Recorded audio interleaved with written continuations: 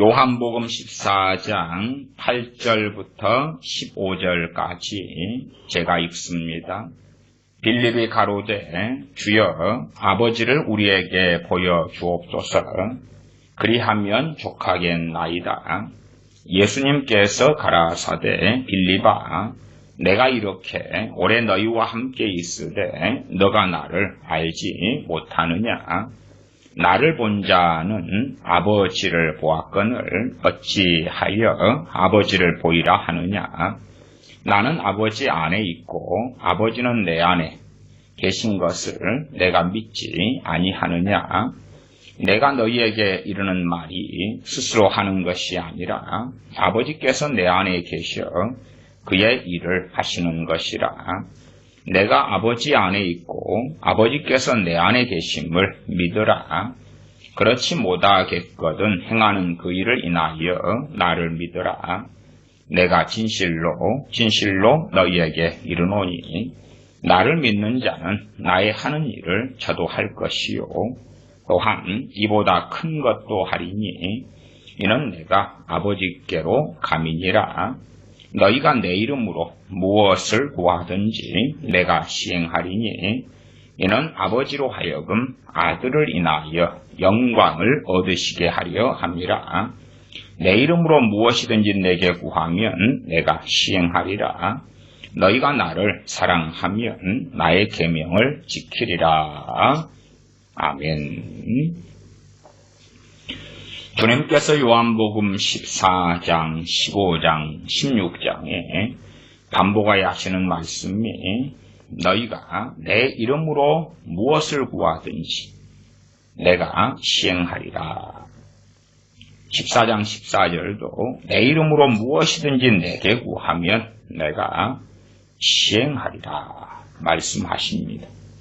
그래서 전통적으로 우리 대한민국의 교회나 혹은 일제시대의 교회, 우리 조상들의 교회에서도 주님의 이름으로 열심히 구해왔습니다.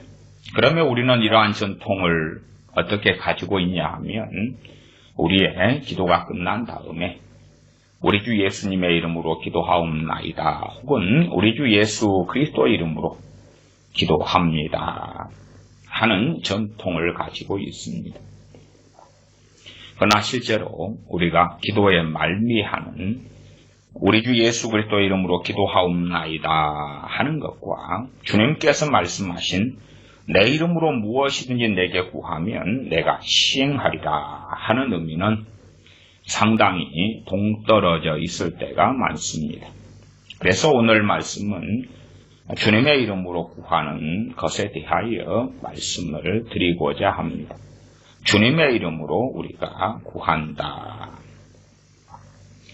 그리고 말씀이 좀 더 정확하게 보시면 14장 13절에 보면 너희가 내 이름으로 무엇을 구하든지 내가 시행하겠다. 우리가 주님의 이름으로 구할 때에 주님께서 행하신다. 그렇게 말씀하지요. 주님이 시행하신다. 지금으로서는 이제 부활 승천하시고 아버지 보좌 우편에 계신 주님께서 우리가 주님의 이름으로 구할 때에 주님께서 시행하신다 하는 놀라운 말씀이 우리에게 주어져 있습니다. 그러나 많은 사람들이 유감스럽게도 형식적으로 혹은 주술적인 경향도 강합니다만은 주술적으로도 주님의 이름을 사용하여서 구합니다. 주님의 이름으로 거룩하신 예수님의 이름으로 나사렛 예수 그리스도 이름으로 구하는 것은 많이 있지요. 기도도 그렇고 또한 사탄 마귀를 대적하는 것도 그렇고 물리치는 것도 그렇고 치유기도도 그렇고 또한 주님의 이름으로 태풍아 멈춰라 복음화가 되라 아니면 공산정권은 예수 그리스도 이름으로 무너져라. 38선에 가서도 북한을 향하여 나사렛 예수 그리스도 이름으로 명령하고 선포하노라. 그러니 김정은은 회개할지어다. 그런 것들을 참 많은 사람들이 주님의 이름을 사용합니다. 그러면 최소한 그렇지 않습니까? 주님께서 약속을 안 지켜주셨던지 아니면 잘못된 구함이든지 그렇지. 주님께서는 시건하지 아니하시고 거짓하지 아니하시기 때문에 주님의 이름으로 구했을 때에 내가 시행하리라 했는데 주님께서 많은 사람들의 주님의 이름으로 구함에 심지어는 몇 년, 몇십 년이 흘러도 시행하지 아니하시지요. 왜? 안 맞으니까 그렇지. 간단하게는 그렇게 생각합니다. 한민족의 복음화가 하나님의 뜻 아닙니까? 혼자 결론을 내린 다음에 하나님의 복음화가 뜻이니까 거룩하신 예수 그리스도 이름으로 명령하노니 한민족이 복음화될지어다. 통일은 하나님의 뜻 아닙니까? 그러니 나사렛 예수 그리스도 이름으로 구하노니 통일시켜 주세요. 그리고 예수 그리스도 이름으로 통일될지어다. 또한 어떤 사람이든지 구원받는 게 하나님 뜻 아닙니까? 그러면 김정은이도 예수 그리스도 이름으로 구원받으라. 문 씨도 예수 그리스도 이름으로 구원받으라. 막 열심히 선포합니다. 그게 정말 주님께서 말씀하신 요한복음 14장의 바른 이해와 해석이고 그에 대한 순종이라면 그렇게 하는 사람도 순종하였으니까 칭찬받을 것이고 또한 그 열매가 나타나서 그들의 기도가 바르다고 증명해 주셨을 것입니다. 그러나 유감스럽게 그렇게 되지 않고 있습니다. 단지 그냥 주님의 이름으로 구하라 그러니까 자기들이 하고 싶은 그러한 기도 내용들을 가지고 많이 하면서 결과가 나타나기를 원하는 기복주의에 주님의 이름을 가져다가 사용합니다. 그래서 주님의 이름이 어떤 의미가 있는가 하는 첫 번째 것을 말씀드리겠습니다. 주님의 이름에는 하나님께서 구원자이신 것이 나타나 있습니다. 그런 것에 대하여 히브리적 이름이나 헬라적 이름을 이야기하지 않더라도 주님께서는 하나님의 어린 양으로서 우리의 속죄제물, 화목제물 되시기 위하여 우리에게 찾아오셨었습니다. 그렇기 때문에 주님의 이름으로 구한다는 것이 무엇이냐 할 때에 우리가 첫째 주기도문을 보면 주님께서 이렇게 기도하라 말씀하시죠. 하늘에 계신 우리 아버지여 라고 구하라 그러십니다. 어떤 의미에서 유대인들이야 때로는 하나님께서 자신을 계시하실 때에 내가 너희의 남편이다, 내가 너희의 아버지다, 창조주다 여러 가지로 계시하셨습니다. 유대인들은 하나님께 아버지여 그렇게 해도 어느 정도는 되리라 저는 봅니다만은 우리 같은 이방인들은 결코 하나님께 아버지여 하늘에 계신 우리 아버지여라고는 결코 기도할 수 없는 자들입니다. 그렇기 때문에 주님의 이름이 아니면 우리가 하나님께 아버지여라고 결코 구할 수 없습니다. 주님 때문에 단지 우리가 하나님을 아버지라고 구하게 되었다. 그런 신학 이론을 가지는 것으로는 결코 충분하지 않습니다. 신학 이론은 이론일 뿐이지 신학적인 동의나 신학적 이론에 우리가 그 지식을 가지고 있다 해서 믿음인 것은 결코 아닙니다. 믿는 것은 결코 아닙니다. 그렇기 때문에 주님의 이름으로 구하는 것의 가장 중심에는 대속이 있습니다. 대속, 다른 말로 속죄. 대속은 대신하여서 우리의 죄를 짊어지셔서 값을 지불하심에 대한 그런 말씀이 있습니다.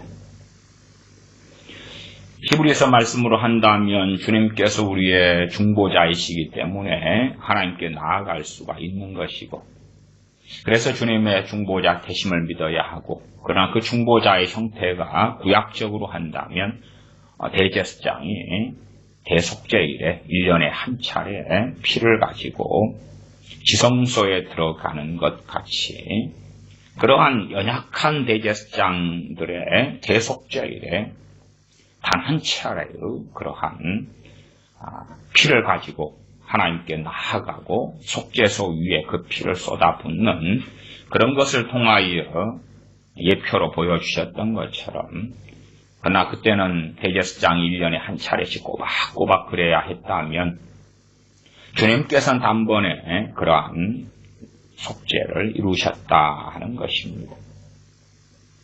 구약의 제사는 여러 가지가 있지요. 그 중에서 첫 번째가 가장 중요한 제사라 그러면 대속죄일에 하는 대제사장이 1년에 한 차례 하는 그 제사가 될 것이고, 그리고 이제 보편적으로 백성들 개개인으로 한다면 죄를 지을 때마다, 또한 숨겨진 죄가 드러날 때마다, 혹은 이웃과의 관계에서 배상해야 될 그러한 죄들이 있을 때에, 그럴 때에 일반적으로 속죄제나 속건제를 드렸습니다.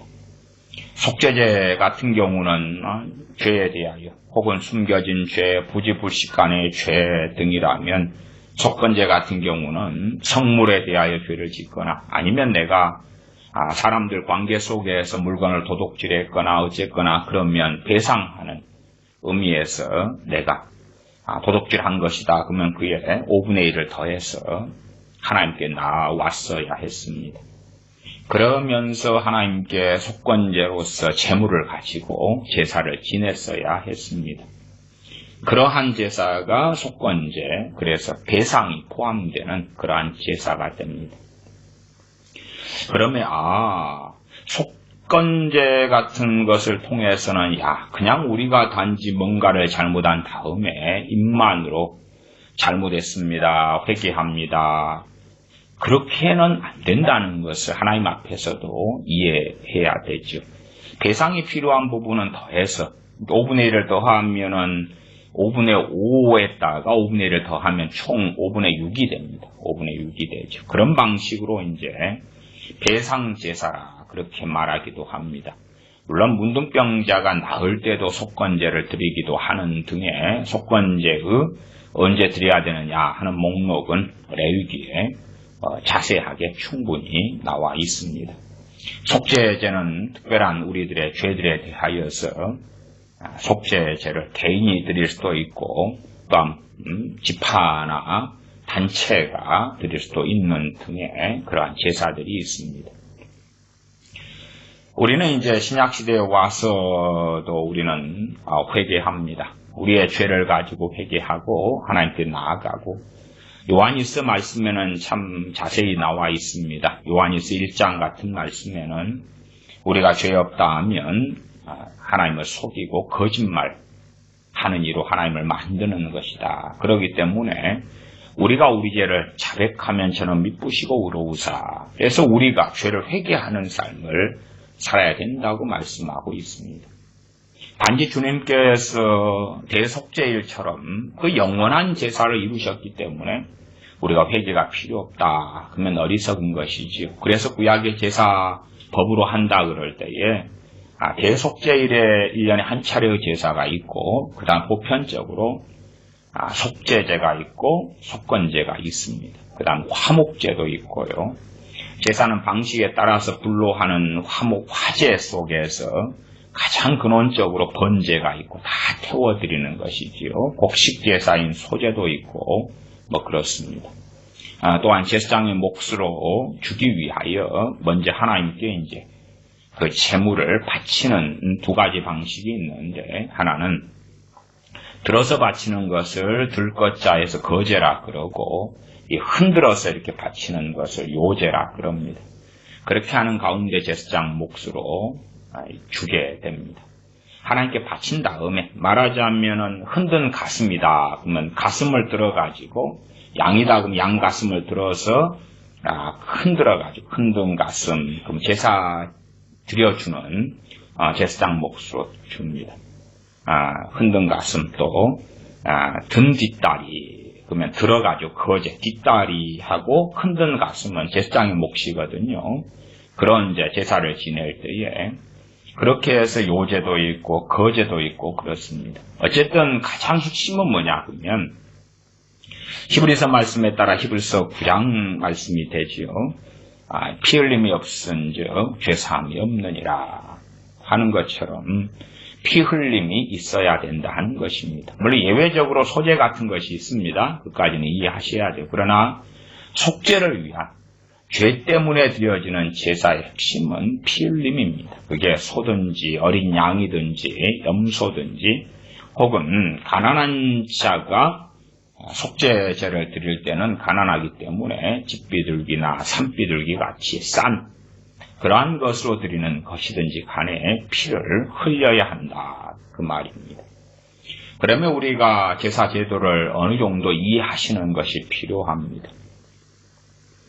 제사 제도의 핵심은 그런 것 아닙니까? 짐승이 있습니다. 그럼 짐승을 내가 데려오지요. 내가 이제 보통 사람이라고 합시다. 그 다음에 나의 죄가 있습니다. 나의 죄 때문에 속죄제를 드린다. 그럴 때에 어린 양을 한 마리 데려옵니다. 그리고 어린 양의 머리에 죄 지은 내가 안수를 합니다. 안수를 해요.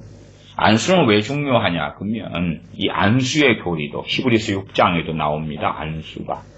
이 제사에서 안수는 가장 중요하고 사실은 우리의 주님을 믿는 믿음의 핵심은 안수입니다. 좀 어려운 이야기가 될지 모르는데 잘 이해하셔야 됩니다. 그냥 믿음 예수님 믿습니다. 그런데 그 안에 알맹이도 모르고 믿는 사람들이 있습니다. 예수를 믿는다 그럴 때에 어린 양을 내 죄를 위해 잡을 때에 그 어린 양의 머리 위에 나는 죄 지은 나는 안수를 합니다.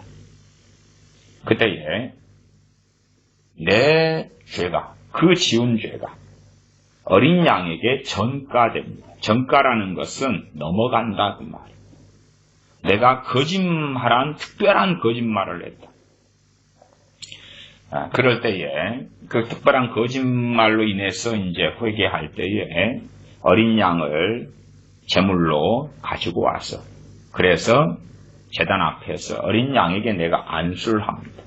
그러면 내 거짓말했던 그 죄가 어린 양에게 넘어가지. 그러면 이제 거짓말 죄를 어린 양이 가지게 됩니다. 나는 없게 되지. 그 다음에 그 어린 양을 죽입니다. 그리고 피를 받아서 제단 앞에 뿌립니다. 주님께서 십자가에서 달리신 다음에 그 피가 뿌려졌지요. 흘러내리고 뿌려진 것처럼 제단 앞에 그 피를 쏟아 붓습니다. 물론 속죄제의 피 같은 경우는 7번을 지성소 앞에 휘장에 뿌리고 제단 뿔에도 바르고 그러면서 그 피를 제단 앞에 쏟습니다. 그리고 짐승의 제물이다, 속죄제 제물이다 그러면은 다 그 제물을 분해해가지고 그래가지고 제물 안에 있는 기름 등을 다 뽑아냅니다. 그리고 그것을 하나님 앞에 불태워 바칩니다.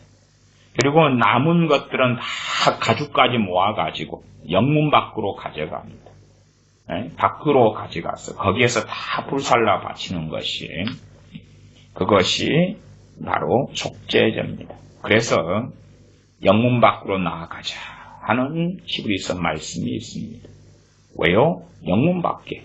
그러면 주님께서 왜 무덤에 묻히셨냐 할 때에 피를 쏟으신 다음에 그러신 다음에 주님의 그 시신을 가지고 영문 밖으로 나갔다 그 말이죠. 그래서 무덤에 묻었는데 그것이 마치 속죄제처럼 그렇게 기름을 제거하고 그 다음에 그것은 기름은 번제단에 바치고 불태워 바치고 남은 것은 다 영문 밖으로 가져가서 불살라서 하나님 앞에 처리했던 것처럼 그러면 우리가 죄에 대하여서 가장 근원적으로 필요한 건 뭐냐 하면 믿음인데 우리가 주님의 이름으로 구한다 그럴 때에 주기도문에서도 처음에는 하늘에 계신 우리 아버지여라고 시작하고 또 중간에는 뭐가 있냐 그러면 우리가 우리에게 죄 지은 자를 우리가 용서하오니 우리의 죄를 용서해달라 하는 기도가 있지.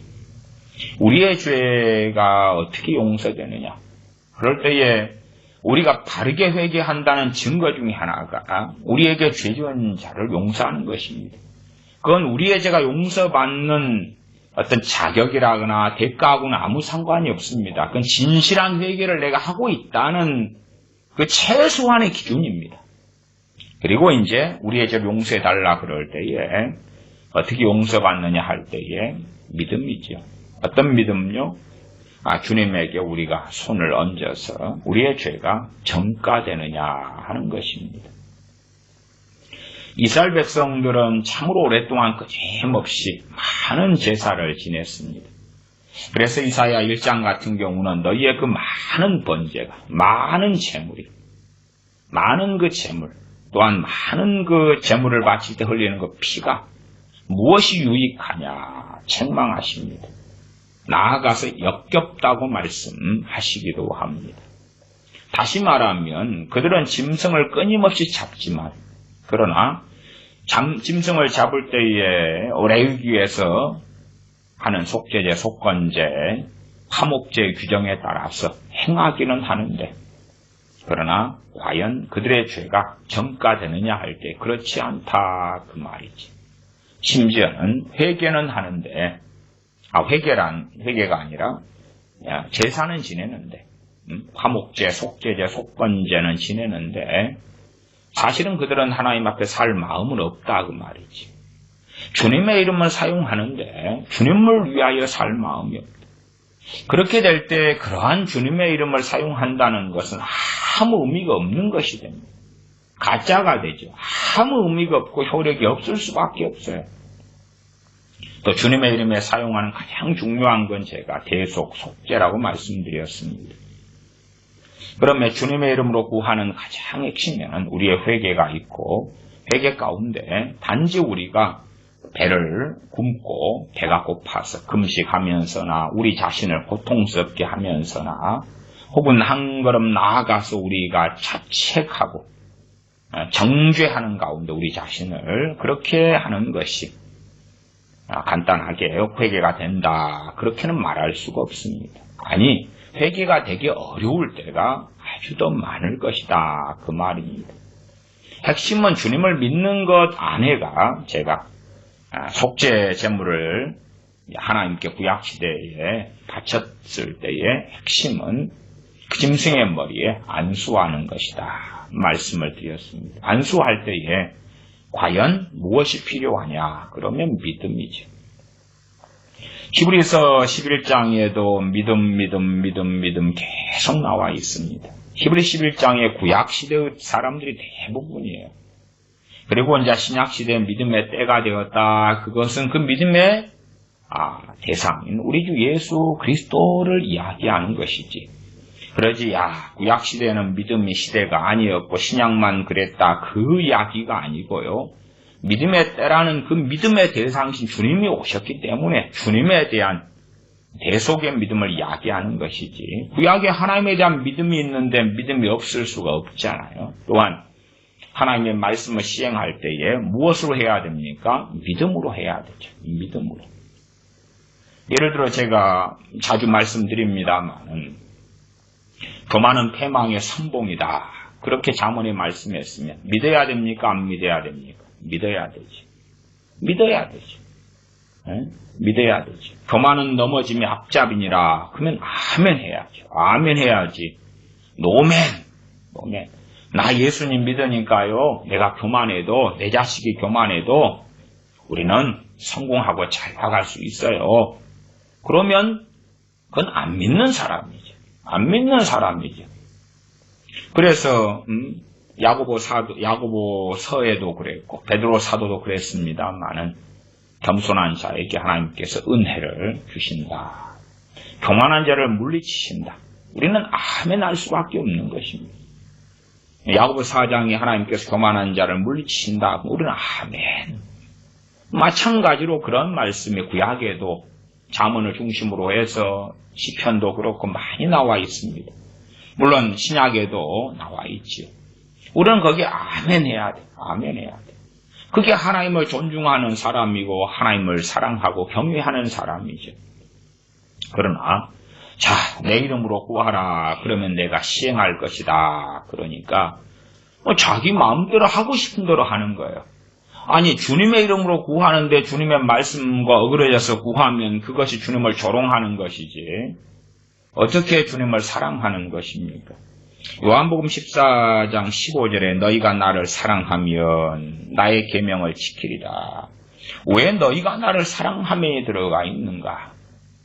주님을 사랑하는 사람들이 주님의 이름으로 바르게 구할 수 있기 때문에 그렇지. 그래서 이러한 요한복음 14장의 말씀도 주님께서 주님의 제자들과 함께 나눈 말씀들이에요. 군중들하고 나눈 말씀이 아니고요. 주님의 사도들과 나눈 말씀이에요.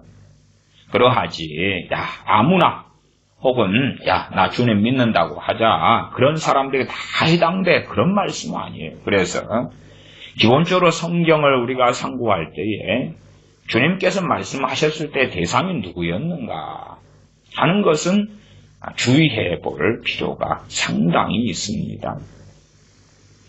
너희가 나를 사랑하면 나의 계명을 지키리라. 요한복음 14장 15절이지. 주님을 사랑하는 사람들이 주님의 계명을 지키고 계명을 지키려면 말씀이 마음속에 들어와야 되지요. 말씀을 사랑하지 않고 계명을 지킨다? 말씀이 마음속에 들어오는 게 첫 번째고요. 기억되고 생각나고 암송되고 암기되고 마음속에 있는 거지요. 내가 무슨 영화를 보고 드라마를 보았더니 그 내용이 마음속에 막 들어와 있어가지고 그래서 시간이 흘러도 그 드라마의 내용이 생각나고 그러면 그것이 마음속에 들어와 있는 거죠. 그리고 그러면 그 사람에게 영향을 미칠 것이니 그 드라마를 보면서 느꼈던 감정, 생각, 가치관, 부러움, 시기, 질투 이런 것들이 영향을 미치고야 말겠죠. 마음속에 들어왔으니까요. 그런 것들이 많이 들어오면 하나님 말씀이 마음에 들어올 자리가 없죠. 자리가 없어요. 딴 것으로 가득 찼는데. 그러면 세상 기쁨은 누릴지 몰라도 세상 기쁨 이퀄 쾌락이라 그럽니다. 성경에서는 그렇게 이야기합니다. 그러나 이제 주님 안에서 우리가 세상의 기쁨을 얼마든지도 누릴 수 있습니다. 그러나 그것 때는 그걸 쾌락이라고 하지 않고 하나님의 선물이라고 이야기합니다. 우리 믿는 사람도 골프도 칠 수 있고 축구 경기에 응원해서 내가 응원하는 내 팀이 이길 수도 있고 꽤 기쁘잖아요. 자녀를 낳고 기쁘고 또 건강이 안 좋았는데 좋아져서 기쁘고 나 참으로 진실로 주님을 믿고 의지하고 사는 사람들은 그건 하나님으로부터 온 선물이고 당연한 누릴 수 있는 기쁨이 되어지지요. 그러나 문제는 주님 앞에 살지 않고 뱃속에가 주여 하고 살아가는데 다른 것들이 그득하게 들어가 있으면 주님께로부터는 기쁨은 얻을 수 없습니다. 왜냐하면 하나님 말씀이 마음속에 차 있어야 되거든. 하나님 말씀이 차 있어야지 거기에서 기쁨이 흘러나오고 평안이 흘러나오고 위로가 흘러나오고 안식이 흘러나오기 때문에 그렇지요. 과거의 시대에는 뭔가 마음을 채울 만한 것이 좀 적었습니다. 제 어릴 때라 그러면요. 저는 참 어릴 때에 이 텔레비전을 좋아했습니다. 그런데 이제 너무 어릴 때는 초등학교 몇 학년 때인가는 정확하지 않습니다만은 어쨌든 초등학교 한 3, 4학년 이때까지는 집에가 텔레비전이 없었습니다. 뭐 요즘에는 유튜브도 많고 핸드폰으로 맨날 영상 보고 그러니까요. 그런데 뭔가 텔레비전을 저는 아주 좋아했는데 집이 가난해서 텔레비전이 없었어요. 없어서 시골에 가면 섬에서 이제 방학 때는 대부분 섬에서 보냈는데 그러면 섬에 가면은 그 마을에 텔레비전이 있는 집 한 집이 있고 그래요. 한 집이. 그러면 그 집에 여름이다 그러면 동네 사람들이 모여서 드라마를 봐요. 옛날 드라마를 봐요. 그때 이제 아주 재밌게 옥수수 구워가면서 모기 화토불 피워가면서 그러면서 마루에다가 TV 하나 놓고 보고. 근데 그때 잠깐이에요. 그때 잠깐. 그 다음에 끝나지요. 그러면 저같이 텔레비전을 막 좋아했던 그런 사람이 텔레비전을 통해서 마음속에 뭘 집어넣으려고 그러는 집어넣을 게 없어요. 그리고 이제 그래도 1980년대까지는 방공이 굉장히 강했습니다. 방공이 강해서 영화나 드라마가 방공 영화 드라마가 많이 나왔고요. 90년대는 이제 김영삼 씨가 저 사람이 이제 김대중 씨랑 합해서 아예 반일을 핵심으로 삼고 살았던 사람이거든요. 그렇기 때문에 1990년대 들어와서는 영화나 드라마가 전반적으로 친일판이 반일 쪽으로 돌아서 버렸어요. 지금은 이제 확실한 열매를 반일 쪽에서 거두고 있는 것이지요. 주로 이제 좌익 쪽에서는 기치를 삼는 것이 친일판이 반일이니 하는 것이 좌익의 기치가 됩니다. 제가 80년대 TV를 모았을 때는 주로 그런 전우 같은 거, 그러한 그 방공 드라마나 그런 영화들이 대세를 이루어서 그래서 그런 걸 볼 때에 야, 공산당이 참 무섭구나. 공산주의가 정말 무섭구나. 전쟁이란 건 참 끔찍하구나. 공산당의 만행이라는 것은 너무나 무섭구나. 또 피난민의 아픔이라든지 가난이라든지 참 그런 걸 많이 다루었다 그 말이에요. 이상가족 상봉 같은 것도 그때 있었던가 그러죠. 연일연약 또 방송도 하고 울고 통곡하고 하는 많은 것들도 듣고 보았습니다. 그러면 그때의 텔레비전이라는 것은 많은 쓰레기 같은 것들을 뱃속에다가 잘 집어넣어주지 못했어요. 또 제가 집에서도 TV가 없어서 동네 TV 있는 친구네 집에 가서 그때에 이제 친구네 집에 잠깐 그 집 오래 있을 수 없잖아요. 그래서 얼마 있다가 그 만화 같은 애니메이션 프로그램 한두 개 보고 얼른 오죠. 눈치 보이니까. 그때도 이제 그 친구의 비율을 좀 맞춰야 돼요. 구슬치기에서 그 친구 걸 다 따버리면 그 집에는 그날은 못 갑니다. 친구 기분이 안 풀리니까요. 눈치를 더 많이 봐야 되는데. 그래서 친구 집에 어떤 재밌는 애니메이션 막 옛날에 뭐라 그래야 되나요? 태산 뭐 그런 거 있어요. 그런 일본 애니메이션들 넘어와서 참 많이 했잖아요. 그런 이제 막 전투하고 싸우고 이런 남자니까 그런 것들 할 때 되면은 친구에게 딱지치기나 구슬치기나 좀 밀어주고 아니면 너무 다 따버리면 안 돼요. 제가 동네에서 구슬치기나 딱지치기는 제법 잘했거든요. 그래서 막 이렇게 다라이에다가 구슬을 가득하고 제 용돈벌이는 친구들에게 다 따가지고 그걸 이제 가게보다 좀 더 싸게 팔아가지고 용돈벌이 하고 지냈거든요. 구슬 5개 10원 그러면은 저는 이제 10개 10원 이렇게 해가지고 팔고 그랬으니까요. 이게 제가 구슬치기는 엄청 잘해요. 이게 구슬치기 하면 저걸 맞추면 내 것이 될 때 그때 집중력이 어마어마해요. 공부할 때는 이렇게 집중력은 없는데 저거 따면 돈이 되거든요. 그러나 TV에 그렇게 매몰되고 싶은데 텔레비전이 없는 거예요. 나중에 이제 초등학교 이제 한 4, 5학년 되었나 언제 되었나 해서 이제 흑백 TV에 칼라 TV에 문짝 달린 것에 이런 것은 이제 집에서도 하나 이제 장만할 수 있었어요. 그 다음에 TV를 열심히 보려는데 낮에는 안 해요. 낮에는 안 해요. 그 다음에 밤에도 당시 한 10시인가 되면 끝나버리든가 그래요. 그리고 이제 시간이 점점 늘어났어요. 11시, 12시까지. 그래서 이제 12시 되면 띠! 그래. 그러면서 화면 조정 시간입니다. 띠! 그래. 띠! 그런 것도 보고 있어요. 띠! 그런 것도. 그 다음에 아침 되면 한 6시인가 이렇게 시작을 했어요. 뉴스를 먼저 시작하거든요. 그러면은 방학 때 같은 데는 이제 6시 전에 일어나요. 그 TV 보려고. 그리고 이제 한 5시 한 50분이나 틀어놔요. 그럼 띠! 그래요. 화면 조정 시간입니다. 그 다음 6시 다음 6시 애국가를 이제 불러요. 부른 다음에 그 다음 뉴스를 시작하거든요. 그래서 그 TV의 세계 속에 빠져서 텔레비전을 통하여 가치관을 만들고 뭔가를 마음이 막 채우려 그래도 협조를 많이 안 해줘요. 협조를. 나중에 시간이 흘러가니까 이제 낮에도 방학 때는 프로그램을 또 임시 편성해가지고 막 해주고 그랬어요. 이게 조금 이제 세상을 열심히 텔레비전을 통하여 드라마나 뭔가를 통하여 받아들이도록 세상이 대한민국에서 협조를 해주기 시작했지요. 그러나 지금 시대처럼 24시간 텔레비전이 나오고 그 다음에 방송 가지수가 늘어가고 지금이야 이제 뭐 너무나 많은 방송의 수가 있지요. 스포츠를 좋아하면 연일 스포츠나 볼 수도 있고 낚시를 좋아하면 연일 낚시를 볼 수 있는 낚시 방송이 있고 막 그런 것처럼 그렇게 됐기 때문에 하루 종일도 뭔가를 쏟아부을 수가 있는 거예요. 당시에는 게임을 좋아하는 아이들이 있다 그래도 오락실에 돈 10원 넣고 막 띠디디 누르고 땡기고 그 정도고. 그러나 지금은 다 무료 게임들이 많고 얼마든지 게임할 수 있는 그런 시대가 됐기 때문에 과거보다는 더 뱃속 안에 잔뜩 집어넣게 된 시대가 되었지. 유튜브를 통하여 마음에 드는 동영상은 날마다 시청할 수가 있어요.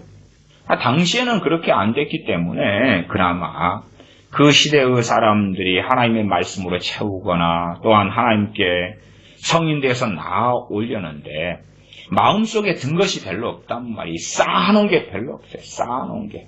뭔가를 보면서 시기하고 질투하고 탐내고 욕심내고 자기 비하 속에 빠지고 나는 왜 없지? 나는 왜 저런 외모가 아니지? 더군다나 막장 드라마가 판을 치는 시대에 또한 역사 왜곡이 가득한 영화 등이 판을 치는 시대에는 온갖 쓰레기들이 밀물듯이 들어와 있다. 그래서 어쨌든 그것도 시대의 사람이 나기 때문에 우리기 때문에 이제 과거의 세대보다 하나님 말씀이 들어갈 자리가 없지요. 자녀 교육을 하는 부모들 같으면은 과거의 세대보다 몇 배를 더 수고를 해야 돼. 몇 배를. 세상 물결에 물밀듯이 학교에서, 유치원에서, 가정에서 왜요? 가정에 텔레비전 켜놓잖아. 핸드폰이 있어서 애들이 핸드폰 맨날 들다 보잖아. 그래서 요즘에도 3살짜리 아이도요. 엄마 핸드폰 맨날 가져가. 엄마 핸드폰 가져가서 다 요령을 알아요. 그래 보고 싶은 거 봐요. 그러면은 엄마가 좀 커피라도 마시고 쉬려고 하기 가장 좋은 것이 핸드폰을 얘한테 맡기는 거. 맡기면 얘가 이제 실컷 보고 혼자서. 그렇게 하니까 너무 편한 것이죠. 그때 이제 차 한잔 마시고 얘는 조용하게 핸드폰을 통해서 뭘 들다 보고 있는 거 이것도 저것도 막 하고 있는 거예요. 그래서 아이들의 보상으로 핸드폰을 2시간 하게 해줄게, 쓰게 해줄게 그런 것이고 나아가 이제 일찍부터 아이들에게 핸드폰을 장만해 주죠. 그러면 얼마나 좋은 세상입니까? 핸드폰을 통하여 모든 세상을 접할 수 있어요. 핸드폰을 통하여 보는 영상들은 얼마나 잘 만들어져 있습니까?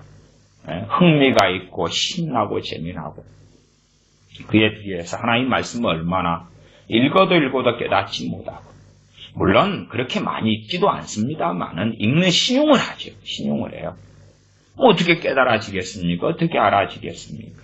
말씀에 이대로 요한복음 14장 같이 내 이름으로 무엇이든 내게 구하면 내가 시행하리라. 그런 14장 14절 같은 말씀 하나 붙잡고 그래요? 예수님의 이름으로 하면 시행한다고요? 그러면 나 로또 되게 해줘요. 나 강남에 아파트 하나 줘요. 예수님의 이름으로 구합니다. 나 강남 아파트 하나 줘요. 강남 아파트가 요즘에 한 평에 주로 1억쯤 한다 그러던가요? 그럼 24평이면 24억이고 30평이면 30억이고 그러죠. 나 많이 안 바랍니다. 30평짜리 강남 아파트 하나 줘요. 예수님의 이름으로 구합니다. 그렇게 말씀했네. 내 이름으로 무엇이든 내게 구하면 내가 시행하리라. 제가 그것이 띡 아닙니다 그랬잖아요. 왜 아닌데요 도대체? 이제 설명을 하는 거죠. 설명을. 1시간, 2시간을 가지고 설명을 하는 거죠. 설명을 한다고 어떻게 다 알아먹겠어요? 그러니까 어려워. 또 제멋대로 이해하고 왜곡하고 혹해하기도 너무 쉽고 재미나고 신나지도 않지요. 유튜브에서 보는 거, TV를 통해 들다 보는 것처럼 재미나고 신나지가 않다 그 말이에요. 그러니까 왜 성경을 봐야 되고 말씀을 왜 봐야 돼? 다른 것을 가득히 채우는 거예요 그냥. 그러니까 하나님 말씀이 들어갈 자리가 없는 거예요. 어디에 들어가는데 자리는 어디 있어요? 없어요. 가치관은 세상 사람, 근데 세례는 받았어. 예수를 믿는다는 거. 안에는 하나님 말씀은 없어요. 자리가 없기 때문에요. 들어도 흘러 떠내려가는 거예요. 왜? 목까지 다른 것을 꽉 찼거든요. 꽉 찼어요. 그 다음에 다른 것이 찼다는 이야기는 하나님의 말씀을 사랑하지 않는다는 거예요. 하나님 말씀을 줄게 하지 않는다는 거예요. 하나님 말씀이 자신의 기쁨이 되지 않는다는 거예요. 하나님 말씀이 자신의 즐거움이 되지 않는 거예요. 왜 하나님 말씀을 안 사랑해? 그냥 주일날 설교 한번 예배드리면 성경 읽고 설교 한번 듣는 것도 피곤해. 얼른 끝나야지. 그리고 이젠 내 할 의무 방어전 치렀다. 룰루랄라. 일주일 내내 말씀은 관심 없죠. 그런 사람이 가득한데 그래도 나 믿습니다. 나 예수님 믿어요. 그러고 사는 거지. 그러고 살아요. 뭐라 그러겠어요? 나이 들어서 성경 볼게요. 이게요. 나이가 들어가서 변화는 훨씬 어려워요. 변화가 훨씬 어려워요. 다시 말하면 변화가 어렵다는 이야기는 뭐냐 그러면 내 살아왔던 패턴대로 살려 그러지 새로운 어떤 방식으로 바꾸기가 어렵다 그 말. 그러니까 젊을 때 내가 정말 말씀을 사랑하는 삶을 살지 않으면 늙어서 나이 들어가지고는 내가 살아왔던 패턴대로 가는 거지. 하나님 말씀을 정말 사랑하고 말씀에 집중하고 그런 패턴으로 삶의 방식으로는 바꾸지 못해요. 바꾸지 못해. 나이 든 분이 새로 뭘 배우려고 그래요? 거의 이제 안 배워요.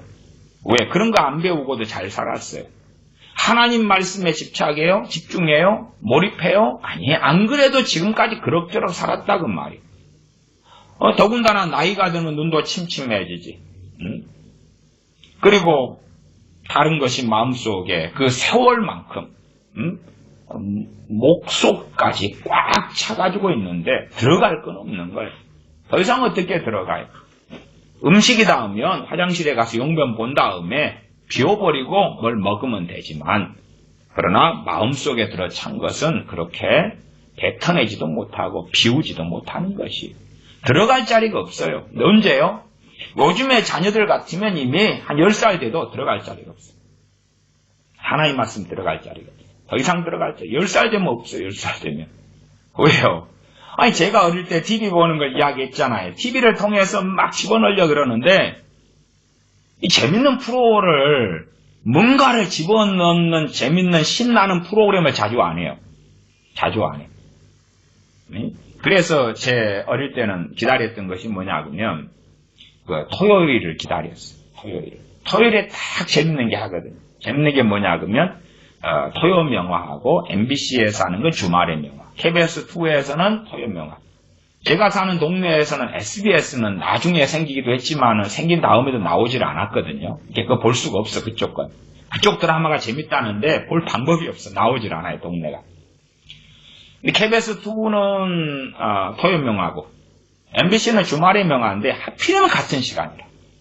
그러니까 둘 중에 하나밖에 선택을 못해. 둘 중에 하나밖에.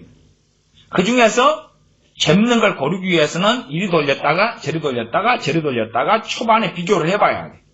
물론 이제 제 입장에서는 서부 영화가 최고 좋으니까 서부 영화가 이제 하는 쪽을 주로 이제 선택해서 봤습니다만은 그걸 이제 토요일 밤 되면 기다리는 거야. 토요일 밤 몇 시였던가 한 10시였던가 몇 시였던가 그걸 기다리는 거야. 토요일 밤.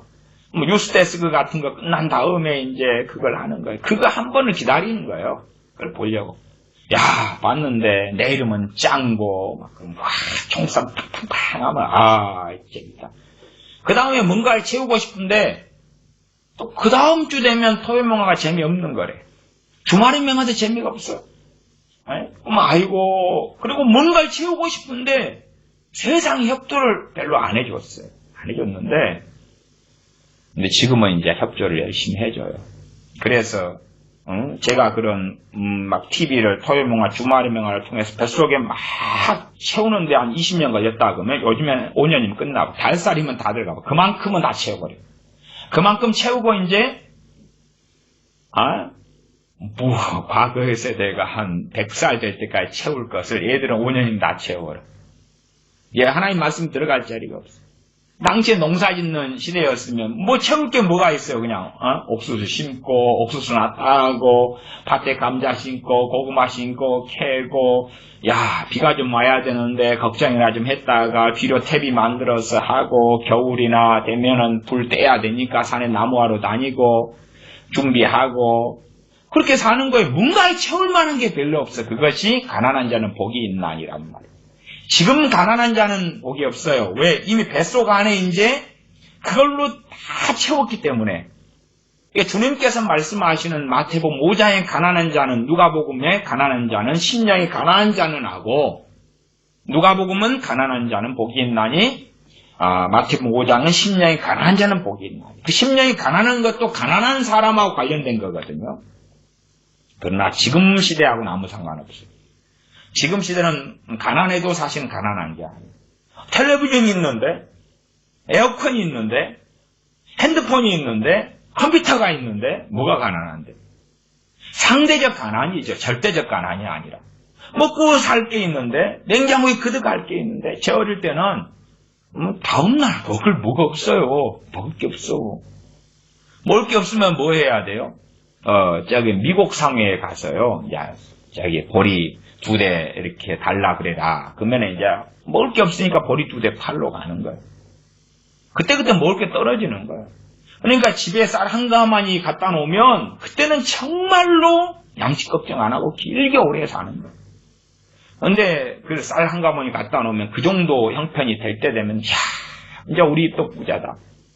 근데 이게 놔두면 좀이 잃어요. 벌레가 잃어. 그럼 맨날 이제 좀 곤란. 이게 밥 먹다가 거기에 좀이 나오는 것은 아무 일 아니에요. 그냥 자연스러운 일이에요. 좀을 아무리 곤란해도 또 나오고 또 나오고 씹으면 돌멩이가 아작아작 씹히고 그러면 이제 큰 돌멩이가 씹히면 바위가 오늘 나왔습니다. 흔한 일이에요. 그냥 흔한 일. 그러니까 과거에는 심령이 가난하고 실제로 가난하고 그래서 사니까 사실은 주님의 복음이 들려올 때에 안에 비어있잖아. 비어있어. 비어있어요. 이게 채울 것이 있단 말이. 말씀으로 채우고 주님을 사랑함으로 채우고. 지금 시대에는 세상을 누린 것만큼은 이제 그만큼은 하나님의 사람이 되기는 훨씬 어렵고 지옥 사람이 되긴 너무 쉽고 형식적으로 주여 주여 하고 믿기 시작할 수 있지만 이 채우는 걸 다 비워내야 되는데 어떻게 비워낼 거라? 왜? 드라마가 더 재밌지 말씀이 어떻게 더 재밌겠냐 그 말이. 말씀 보면 그냥 막 깨달아지고 믿어지고 알아지고 이게 재밌겠어요? 그럴 리가 없지. 그럴 리가 없지.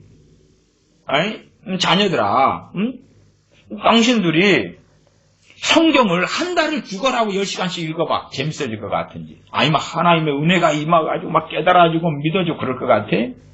안 그래, 안 그래. 그건 뱃속에 찬게 별로 없는 사람 이야기고 그득하게 채우는 사람은 석 달 열흘을 그래봐. 석 달 열흘 하루에 10시간씩, 3시간, 5시간씩 말씀을 읽어보셔. 그러면 혹 말씀의 은혜를 주실런지 모르겠다. 혹 주실런지 모르겠다. 감찰하시는 하나님께서 보실 때에 너가 진정성이 좀 있구만. 너가 정말로 하나님 말씀이 알아지지도 않고 깨달아지지도 않고 그런데도 정말 나를 사랑해서 내 계명을 지키기 위하여 말씀을 사랑하고 말씀에 주의하고 말씀에 집중하는구나. 그러니까 진정성을 내가 좀 확인할 수 있겠어. 그러니 말씀에 내가 은혜를 좀 주겠노라. 많이도 아니고 좀 주겠노라. 그러실 수는 있겠다. 그 말입니다. 석 달 열흘 그냥. 석 달 열흘 그냥 시간만 나면 말씀을 보고 말씀 보면서 기도하고 가능성이 그것도 그러지 뭐 하루에 1시간 성경 읽는 것도 결코 쉬운 일이 아닙니다만은 하루에 1시간씩 성경을 30일 읽어보셔. 대부분은 아무 일 없어. 아무 일 없어. 하나님 안 살아계신 것 같아 하는 결론만 거꾸로 내릴 거라. 아무 일 없어. 1시간씩 성경을 읽으려면 석 달 열흘 읽어도 아무 일이 없을 거라. 아무 일이 없을 거라. 왜? 신문대로 거두니까. 세상 것으로 가득히 주워 먹었으면 그 다음에는 그것만큼 하나님은 너무나 멋이고 내게서 숨으시고 감추시고 그리고 너가 좋아하고 그 사랑했던 세상의 길로 걸어가라고 그 문은 활짝 열린 대로처럼 열려있으니까 달려가라 그러실 거예요. 그래서 점점점 하나님의 말씀은 사람들에게서 멀어지고 감춰져 가지고 그러나 우리는 핑계댈 수 없는 것은 이제 얼마나 좋은 시대가 되어서 이런 성경책들을 다 쉽게 가볍게 작은 돈으로 구입하고 사고 가지고 있다고 말이에요. 그러면 과거의 세대들보다 100배, 1000배, 10,000배 이상을 우리는 더 책임이 엄중하고 핑계댈 수 없다는 것은 명확한 이야기. 일단 요한복음에 내 이름으로 구하라 하는 주님의 이름을 구하라는 본문들을 좀 더 보겠습니다. 요한복음 15장을 가볼까요? 15장 16절입니다. 15장 16절. 너희가 나를 택한 것이 아니요 내가 너희를 택하여 세웠나니. 이건 사도들에 대한 이야기가 기본입니다. 그냥 일반적 크리스천 이렇게 하려면 좀 더 해석과 적용을 더 제대로 해야 됩니다. 너희가 나를 택한 것이 아니요 내가 너희를 택하여 세웠나니 이는 너희로 과실을 맺게 하고 또 너희 과실이 항상 있게 하여 내 이름으로 아버지께 무엇을 구하든지 다 받게 하려 함이니라. 너희 과실이 항상 있게 하여 그렇게 나왔지요. 15장 16절은 너희 과실이 항상 있게 하여. 과실이 뭡니까? 말씀에 순종하는 그 열매들을 이야기하는 것이죠. 있게 하여 그 다음에 내 이름으로 아버지께 무엇을 구하든지. 여기서는 이제 아버지께 구하는 게 나왔죠. 앞에 14장에서는 내 이름으로 구하면 내가 시행하리라 했고 여기서는 아버지께 구하고 누구 이름으로? 주님 이름으로. 이게 이제 좀 차이가 있습니다만은 간단한 내 이름 주님의 이름으로 구하는 것도 이해하기가 어려운데 그까지 그 차이에 대해서 이해한다는 것이 어렵죠. 그래서 넘어가고요. 너희 과실이 항상 있게 하여 내 이름으로 아버지께 무엇을 구하든지 다 받게 하려 함이니라. 너희로 가서 과실을 맺게 하고 그러려고 주님께서 선택하셨다 그 말이에요. 과실을 맺게 하려고 선택하셨다. 그러면 과실을 맺으면서 그러면서 주님의 이름으로 아버지께 무엇을 구하든지 다 받게 하려 함이니라. 심지어 사도들도 그런데 우리는 말해서 뭐 하겠어요? 말해서 뭐 하겠어요?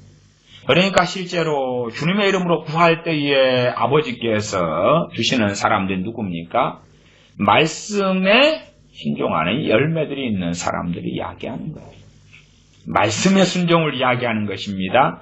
현 시대 교회 시스템을 이야기하는 게 아니에요. 시스템을 이야기하는 게. 시스템상 주일헌금 드렸습니다. 주정헌금 냈습니다. 건축헌금 냈습니다. 단기선교 갔습니다. 교회에서 한 것 시킨 대로 봉사했습니다. 차량 운전했습니다. 주차요원 했습니다. 성가대원 했습니다. 중고등부 주일학교 교사 했습니다. 목사 됐습니다. 전도사 됐습니다.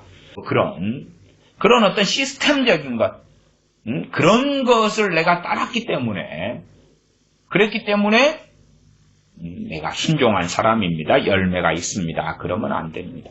물론 지금 말씀드리는 것도 상당히 중요한 것들이 있어요. 그러나 이제 그것만을 가지고는 안 된다 그 말이에요. 안 돼요. 그래서 하나님 말씀을 기본적으로 너희가 묵상하고 상고하라. 그렇다면 그에 대한 순종이라면 그렇게 말씀이 우리 안에 들어와 있어야 되지.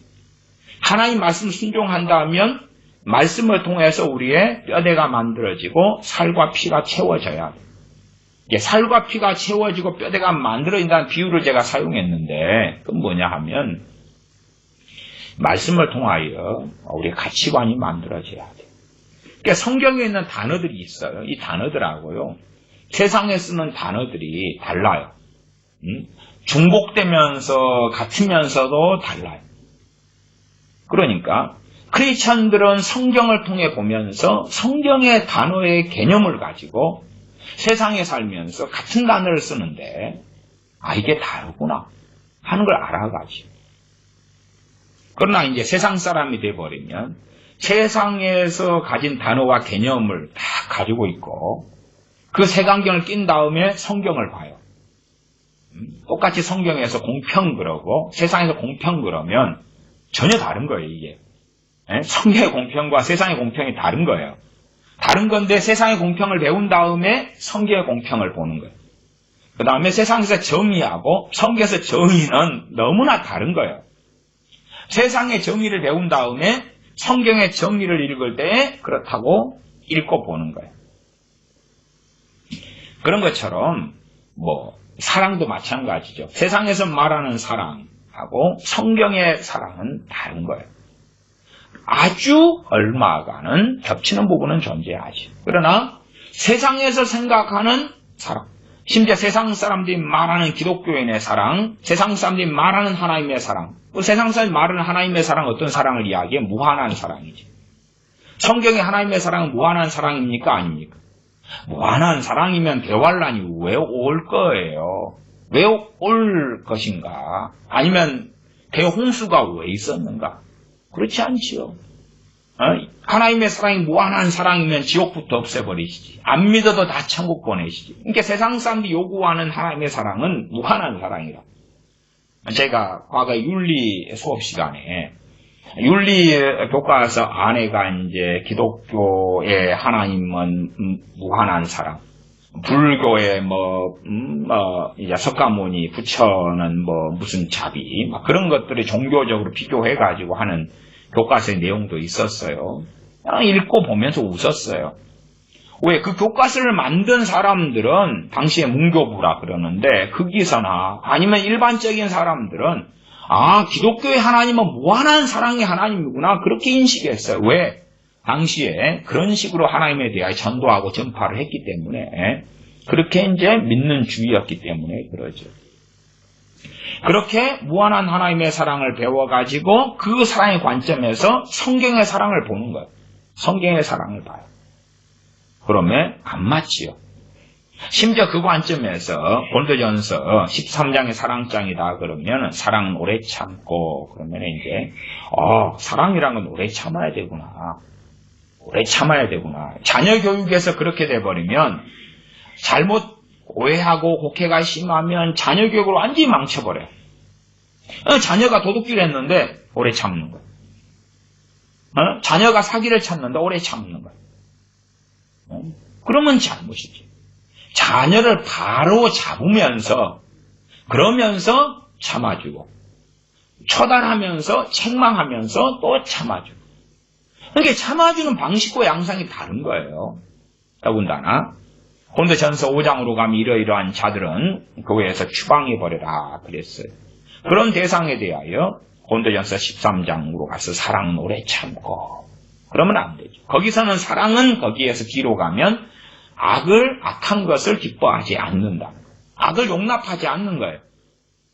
그것이 적용돼야 되는데 사랑은 그리고 나와 있는 많은 것들에 대하여 세상의 관점은 기독교의 사랑은 그런 거라고 하고 자기식의 이해를 하고 세상에서 가치관을 만들고 사상을 만들고 신념을 만들고 기준을 만든 사람들은 그걸로 무장해가지고 성경을 들여다보는 거예요. 그러니까 지금 세대에 이제 뱃속에 꽉 채워가지고 성경을 보면 더 미망 속에 들어가 버려요. 왜? 세상에서 배운 개념들 단어들이잖아요. 단어가 성경의 단어하고 세상에 쓰는 단어나 학생회담 교과서에 쓰는 단어가 같다 해서 같은 게 아니거든. 같다 해서 같은 게 아닌데 같다고 보는 거예요. 그러니 끔찍한 거지. 자기가 생각하는 성경의 단어와 개념을 가지고 성경을 들여다보는 거예요. 자기가 세상에서 배우는 것들, 세상. 국어 사전에서 배운 것일 수도 있고, 수업 시간에 배운 것도 있고, 유튜브에서 배운 것도 있고, 친구들과 사이에서 그 단어를 쓰면서 배운 것도 있을 거라 그 말이에요. 성경이 다 그런 거 아니에요? 그렇게 해가지고 짬뽕을 시키는 거예요. 그러니까 그런 관점의 성경을 보고 봐봐야 도대체 보지 마라 그럴 수는 없는데 본다 해서 뭘 이해하고 뭘 깨닫겠냐고 막 뒤죽박죽이겠지. 그래서 내가 생각하는 이 단어의 개념과 뜻하고 성경에서 말씀하는 것이 어디가 갖고 다르냐. 간단하고 쉽게 그냥 이건 이거고 저건 저거 그렇게는 안 돼요. 이게 그렇게는 안 돼. 그렇게가 어떻게 개념 정의가 내려지겠어요. 제가 어디 사랑에 대해서도 야, 그럼 부부간의 사랑의 개념 정의 좀 내려봐라. 뭐가 부부간의 사랑인데 정의 안 내려져요, 그거. 포괄적으로 성경을 통하여 알아가는 거지. 알아가는 거지. 형제간의 사랑이 뭐가 형제간의 사랑인데 어느 정도까지 할 때 형제간의 사랑인데 몸 기고 먼 건 아니야? 그런 기준이 성경에는 정확하게 쉽게 1번부터 10번까지 제시되어 있지는 않아요. 그러니까 개념이라는 게 일반 단어에서야 사전적인 의미에서 이건 이거다 그렇게 말하지만 그것도 간단하지 않아요. 제가 대학 다닐 때에 대학교 1학년 때에 수강했던 몇 교양 과목 가운데는 제가 법학개론도 했고요. 경제학개론도 했고 그래요.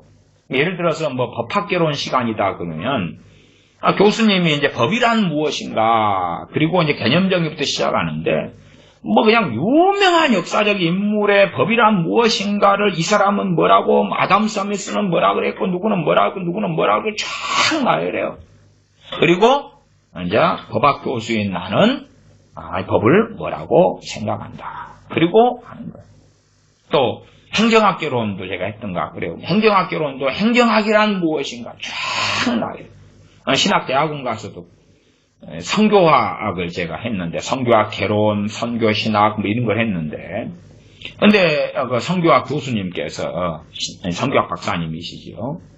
그분께서 한 학기 내내 그냥 선교란 무엇인가 유명한 사람 이 사람 그래서 WCC가 말하는 선교는 뭐고 에딘버리 회의에서 나온 선교는 뭐고 뭐 어디에서 말한 선교는 뭐고 누가 말한 선교는 뭐고 그냥 그것만 하다가 한 학기 끝나버려요. 그리고 이제 자기가 개념 정의하는 선교는 뭐다 그리고 막 읽어주는데 자기도 외우지를 못해. 자기도 그냥 한 문장으로 만들려고 예를 들어 한 10문장을 이러고 저러고 한 문장으로 쉼표 없이 만들었단 말이에요. 자기도 못 외워. 자기도 뭐 이렇게 여기서 좋은 거 저기서 좋은 거 다 갖다 놨어요. 제가 그런 말씀을 드리는 것은 그렇게 개념 정의라는 것은 결코 이건 이거다라고 맞아떨어지지 않는다 그 말이에요. 이렇게 맞아떨어지지 않아요. 그러니까 경제학이란 무엇인가 경제학 교수님이 그렇게 이야기할 때 그냥 누구는 그렇게 뭐라고 말하고 누구는 저렇게 말하고 누구는 저렇게 말하고 누구는 이렇게 말하고 그리고 나는 이렇게 말한다는 이야기예요. 그럴 뿐이에요 그냥. 그러니까 성경에 있는 단어나 개념이 있다 해도 이건 이거다라고 맞아떨어지는 것은 거의 있을 수가 없어요. 그러나 이제 전체적인 알맹이가 성경의 사랑과 세상에서 말하는 사랑과 혹은 세상에서 기대하는 성경의 사랑은 다 다르다는 거예요. 다 달라. 그 내용물이. 하나님을 사랑해 갈 때 그 기본은 하나님 말씀을 지키는 것. 지키려면 알고 깨닫고 그래야지만 지켜가지. 자기 마음대로 해석해가지고 그래가지고 해석이 잘못된 해석인데 나는 지키면 하나님을 사랑하는 거다. 아니 사랑하는 게 아니라 더 멀어지는 거지. 반역하는 것이지. 그런 길로 걸어가는 사람들이 아주 많다.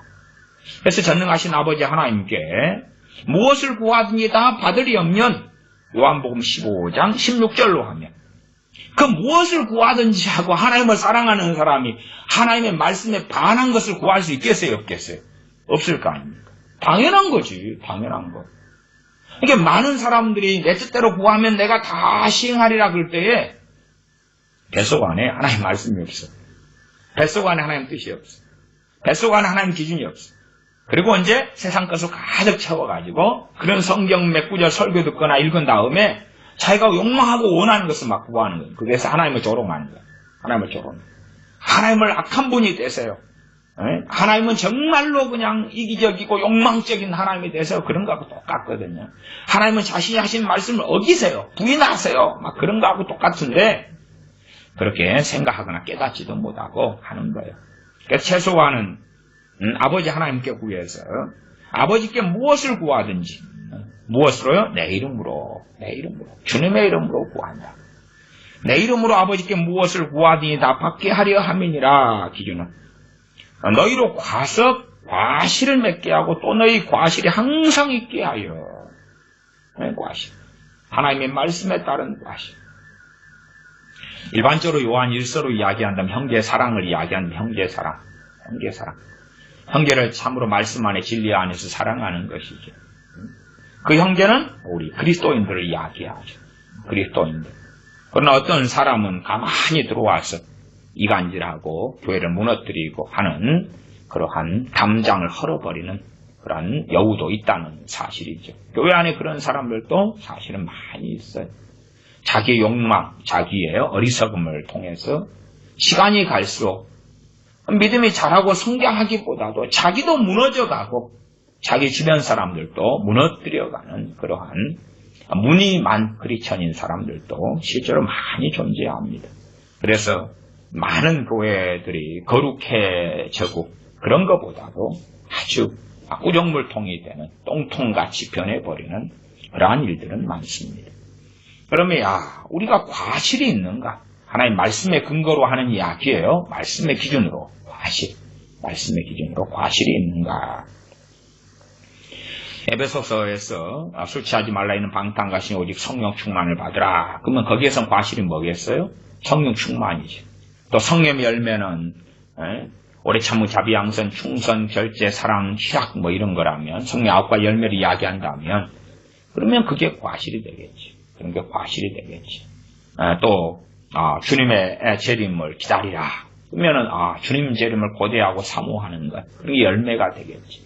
하나님의 영광을 위하여 살아가는 것. 먹든지 마시든 무엇을 하든지 하나님의 영광을 위해 하라. 그러면 그 마음이 중심 안에 불타오르는 것이지. 불타오르는 것이지. 내가 언제까지 살든지 내가 무엇을 하든지 그것이 열매가 되겠지. 열매가. 마치 엘리야 선지자가 내가 여호와께 대한 열심히 특심하오니 그것도 열매가 되겠지. 그러한 과실이 있을 때에 주님의 이름으로 구하는 것이지. 그때에 아버지께 무엇을 구하든지 다 받게 하려 함이니라.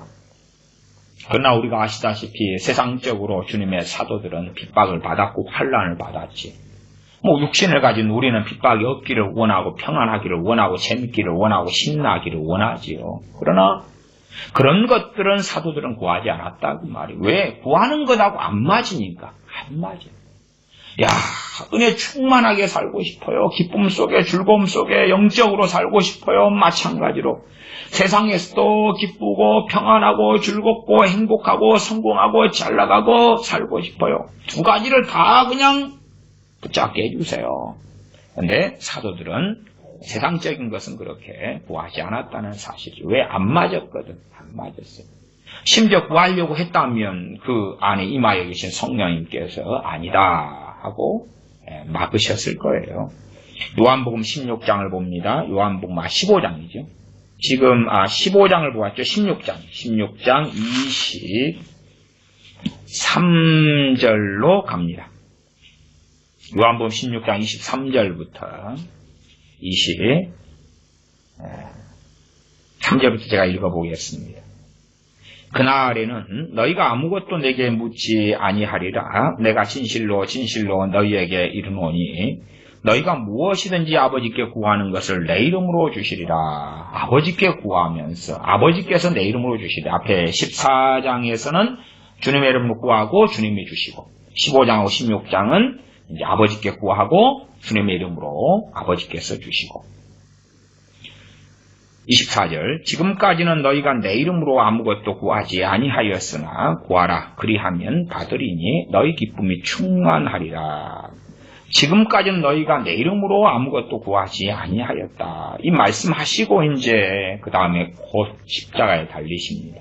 그러면 지금까지 안 구했다 그리고 이제 구하라 하는 것은 주님의 대속을 기반으로 말씀하시는 것입니다. 주님께서 우리를 위하여 지불하신 값을 기반으로 말씀하시는 것입니다. 말하자면 주님께 우리의 죄를 고백하며 주님의 이름으로 아버지께 나아갈 때에 과연 우리가 주님께서 내 죄를 짊어지셨다는 것을 믿느냐 하는 것입니다. 우리의 어린 양이 되셔서 보라 세상 죄를 지고 가는 하나님의 어린 양이로다. 세례 요한이 우리에게 전하였던 것처럼 그렇게 내 죄를 짊어지신 주님을 내가 믿느냐 하는 것입니다. 내 죄를 짊어지신, 내 죄를 위하여 피를 흘리신 주님을 믿느냐 하는 것입니다. 또한 주님께서 나의 중보자가 되시는 것을 믿느냐 하는 것입니다. 주님께서 나의 대제사장이 되신 것을 믿느냐 하는 것입니다. 믿을 때 되면 믿음의 알맹이가 있는 거예요. 알맹이가 있는 거예요. 저는 이 말씀 서두에서 동의적인 것은 믿음이 아니다 그랬어요. 나 동의합니다. 동의해요. 자, 이 의견에 동의하는 사람 손 드세요. 그건 동의는 믿음 아니에요. 그건 동의는 믿음 아니에요. 믿음의 모조품은 될 수 있고 동의하는 것과 믿음은 비슷한 면은 있으나 다른 것입니다. 많은 목회자들이 뭘 착각하냐 그러면 보수 신학을 가졌다 그러면 보수에서 유명한 신학책들을 봅니다. 그 다음에 끄떡끄떡합니다. 끄떡끄떡하고 밑줄 쫙 치기도 합니다. 뭐예요? 동의한다는 거예요. 그 신학 지식을 인정한다 그 말이죠. 그리고 이제 마치 그것이 믿음인 줄 압니다. 그건 믿음 아니죠. 그냥 그 지식을 읽었다 그 말. 읽었어. 습득한 것도 아니고 읽었어. 그 다음에 동의했어. 자기는 이제 믿음이 굉장히 좋은 사람이 된 거예요. 좋은 신학책을 몇 권 읽었다. 헤르만 바빙크의 하나님의 큰일이라는 두꺼운 책을 읽었다고 합시다. 읽은 다음에 와 그래.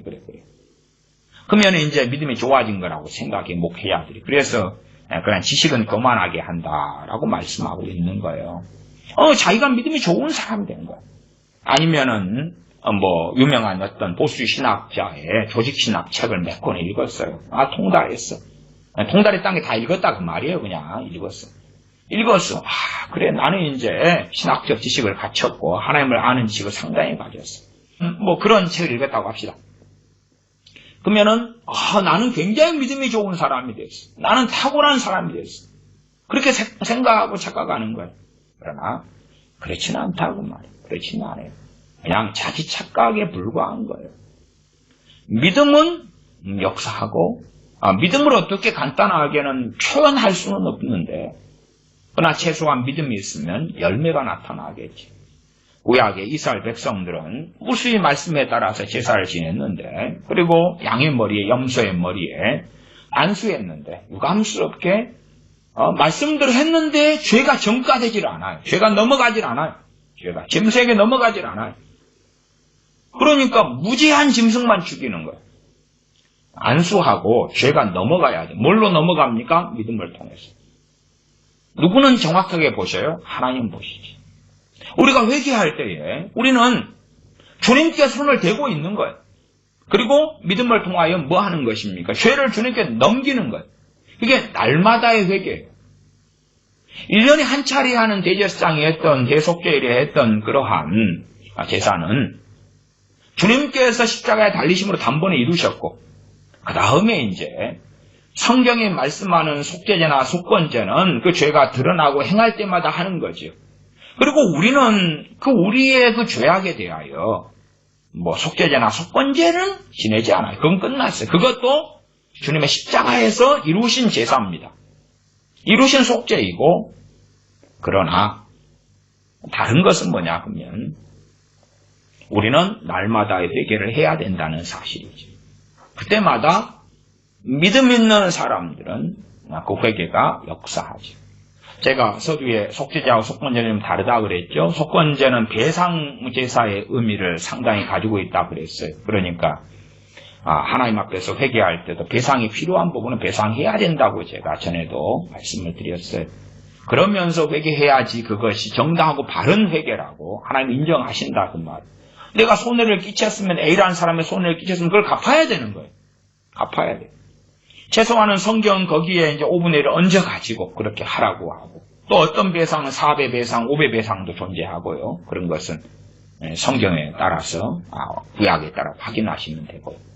그러한 것을 어떤 절대론을 지금도 가지고 있다는 게 아니라 하나님께서는 그것이 중요하게 보신다는 것이고 그러면 진실한 회개라는 것이 배상이 필요한 것은 배상이 함께 되어지면서 회개해야 된다는 제가 정말 그 무거운 말씀들도 과거의 산상수훈을 통하여서나 또한 배상에 대한 설교를 통해서 말씀을 드렸어요. 많은 사람들에게 굉장히 무거운 이야기가 될 것입니다만 그러나 하나님이 없는 것은 찾지는 않으셔요.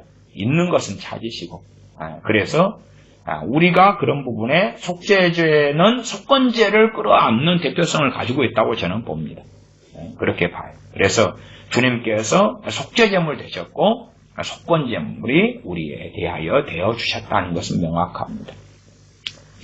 그때 우리가 주님의 이름으로 기도할 때 가장 핵심적인 것은 우리가 거룩해져서 하나님께 나아가는 것입니다. 거룩해지려면 죄의 문제가 처리돼야 되고 죄가 사함받는 것은 주님에 대한 믿음이 아니면 가능하지 않아요. 그래서 주님의 이름으로 구한다는 것은 우리의 이 손은 주님께 되어져 있어야 하는 것이에요.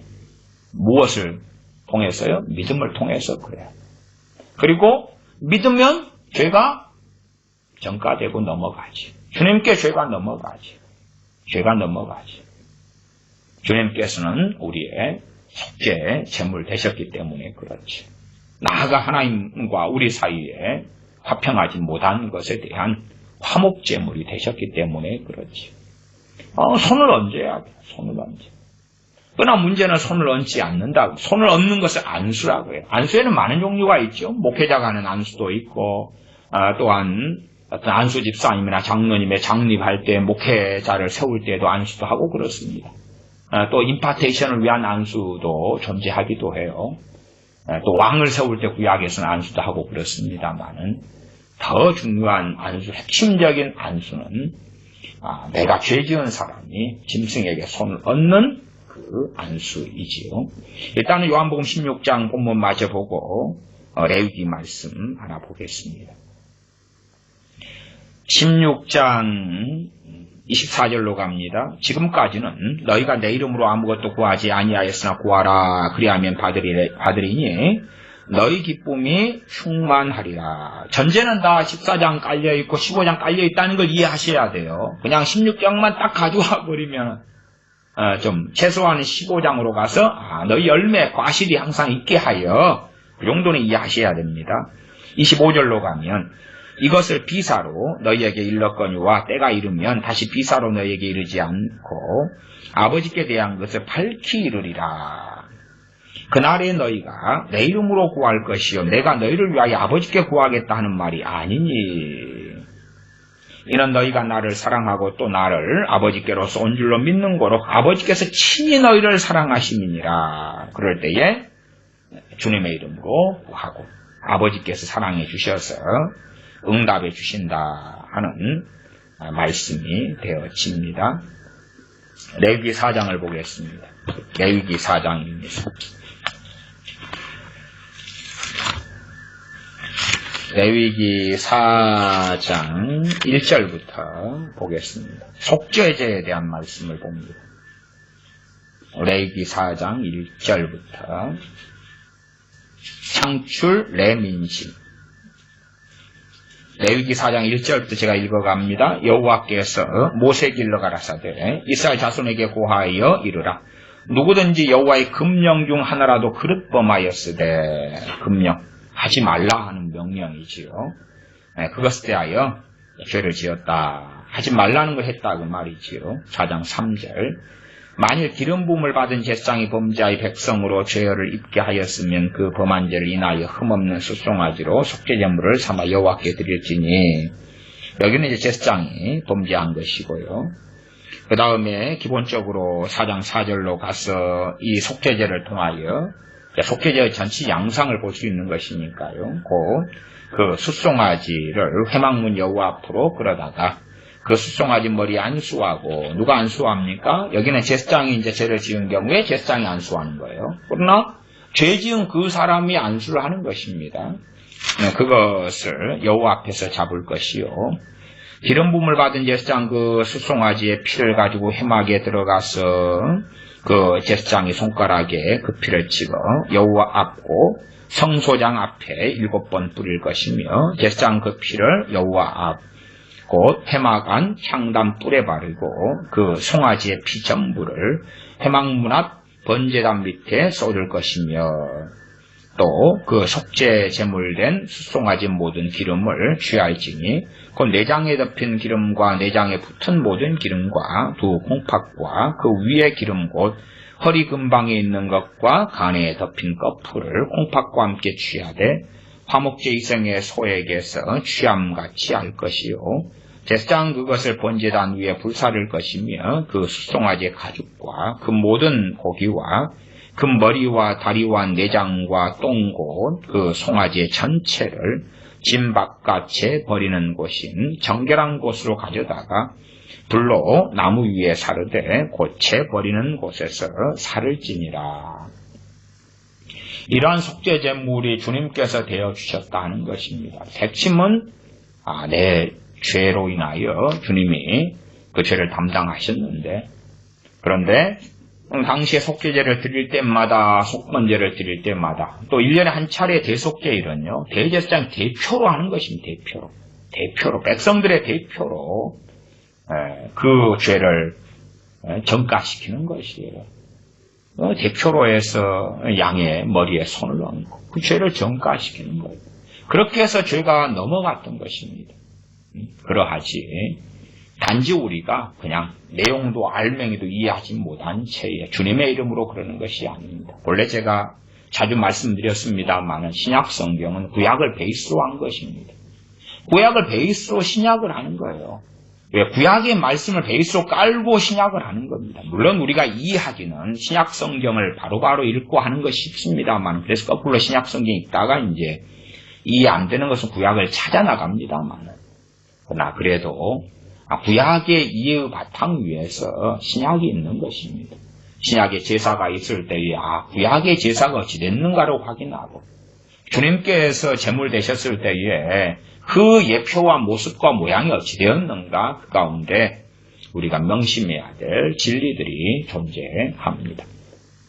그 가운데 주님의 이름으로 우리가 아버지께 구할 때에 그 주님의 이름으로 구하는 가장 대표적인 것은 우리의 죄에 대한 고백과 회개입니다. 그때 우리가 거룩해져 가지요. 그러나 이제 단지 그냥 하나님 잘못했어요 하면서 그 믿음도 없고, 나아가 죄마다 구약 성경을 통해서 그 죄의 무게가 있는 것입니다. 무게가 있어요. 죄의 무게를 인지해야 됩니다. 내가 상대방을 장애인으로 만들었다 하는 극단적인 그런 심각한 문제가 있다 그럴 때에 단지 내가 상대방 발을 밟고 지나간 정도로서 이해하면서 잘못했다 그런다면 말이 안 되는 것이죠. 그런 것처럼 정말 회개의 본질은 뭐냐 하면 그 내가 회개하는 그 죄의 무게가 어떠한지를 알아야 됩니다. 제가 맹세에 대해서도 전도서 말씀에 설교를 한 2번 하고 맹세의 서원과 맹세에 대한 시리즈 설교를 하려고 하고 있습니다만은 참 그 말씀도 어려운 게 뭐냐 그러면 잘못된 서원, 잘못된 맹세든지 혹은 맹세해놓고 그리고 지키지 않은 경우든지 그 맹세가 얼마나 무거운 것인가를 알아야 됩니다. 얼마나 무거운 것인가. 물론 맹세도 하나님께 회개하면 용서받습니다. 그러나 그것이 단순하게 그냥 맹세죄를 회개하세요, 용서해 주십니다 라고 바로는 말씀을 못 드려요. 왜? 죄 중에서 굉장히 무거운 죄이기 때문에. 맹세해놓고 소원해놓고 지키지 않은 것은 너무나 무거운 죄입니다. 그걸 아셔야 돼요. 그래서 일단은 그것을 말씀대로 이해를 한 다음에 그다음 잘못된 소원에 대하여 이제 하나님께 나아가고 용서받고, 그러니까 그 무거운 죄가 주님의 이름으로 용서되었다는 것은 얼마나 큰 은혜냐 그 말이에요. 많은 사람들 회개는요 그 죄의 무게를 인지하지 못하는 거예요. 심지어 어리석은 이제 꽤 양심적인 사람들은 그럴 수도 있어요. 미안하잖아요, 주님께.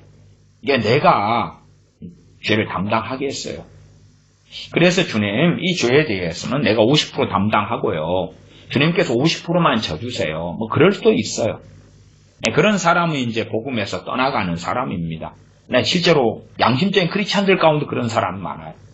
그러나 많은 사람들은요, 죄를 굉장히 가볍게 여겨요.